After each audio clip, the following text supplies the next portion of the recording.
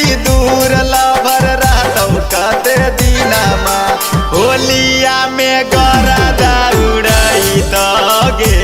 रंगवा जगह पर लगई त भरल पिचकारी झरा जाई त गे रंगवा जगह पर लगई त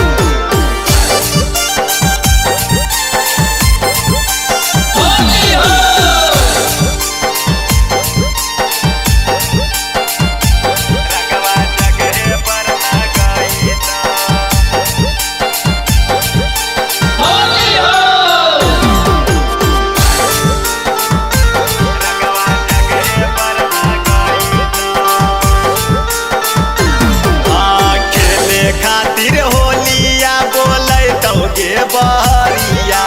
डाला तो जब रंगावा ता उठा तो लहरिया खेले खातिर होलिया बोले तो गे बहरिया डाला तो जब रंगावा ता उठा तो लहरिया हट देने लहंगा उठई तो गे रंगवा जगह पर लगई तो भरल पिचकारी झर जाई त गे रंगवा जगह पर लगई त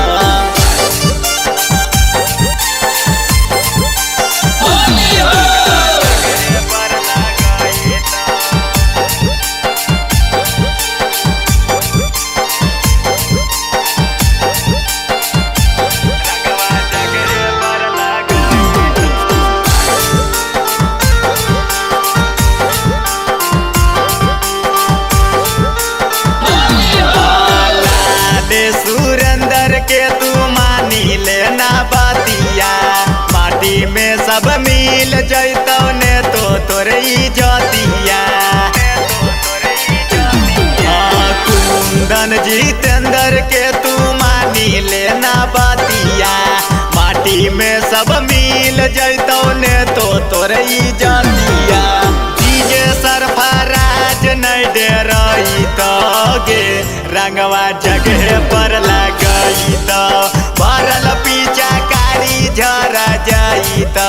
गे रंगवा जगह पर लगई त हाँ सुनी लेगे छौड़ी अलो फागुन के महीना में तोरा से ती दूर लभर रहतौ कते दिनमा सुनी लेगे छौड़ी अलो फागुन के महीना में तोरा से ती दूर लभर रहतौ कते दिनमा होलिया में गरदा उड़ई त गे रंगवा जगह पर लगई त भरल पिचकारी झरा जाई त गे रंगवा जगह पर लगई त